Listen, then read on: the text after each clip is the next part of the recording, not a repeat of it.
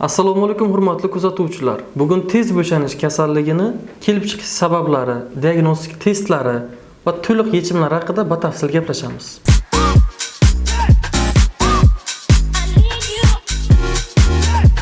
Nima uchun erkaklar orasida tez bo'shanish kasalligi ko'p uchraydi? Eng asosiy sabablarni aytib o'taman.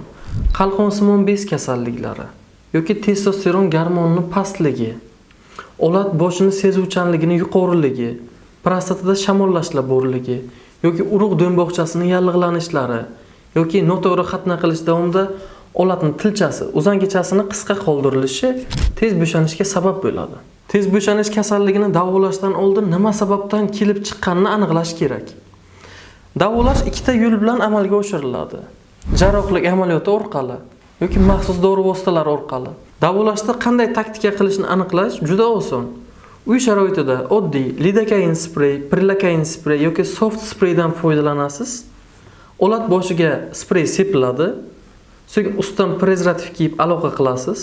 Agar aloqa vaqti bir necha baravarga uzaysa, demak sizda olat boshini sezuvchanligi juda yuqori.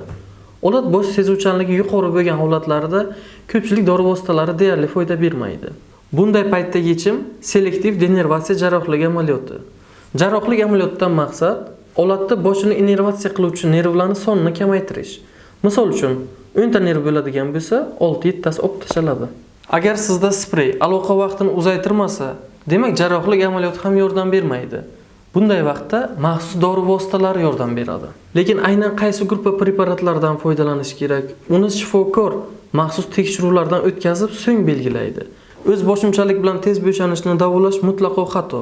Sababi dorilar nojo'ya ta'sirlari juda ko'p. Gormonal fonni o'zgartirish kerakmi yoki yallig'lanishni bartaraf qilish kerakmi yoki miyadagi serotonin almashinuvini nazorat qilish kerakmi? U aynan qaysi bir ekanligini faqat shifokorgina maxsus tekshiruvlarni o'tkazib, maxsus testlarni o'tkazib, so'ng belgilab beradi. Uy sharoitida o'z boshimchalik bilan buni aniqlashning iloji yo'q. Qisqacha qilib aytganda, tez bo'shanish davosiz dard emas. Aniq sabablarini topib, to'g'ri davolasa 100% tuzaladigan kasallik. Hozirda klinikamizda tez bo'shanishni barcha turlarini davolab kelyapmiz. Hattoki eng og'ir tug'ma tez bo'shanuvchi bemorlarni ham. Agar siz tez bo'shanish kasalligi bilan og'rigan bo'lsangiz, bizga murojaat qilishingiz mumkin. Sizdagi tez bo'shanish kasalligini aniq sababini topib, so'ng davolab beramiz.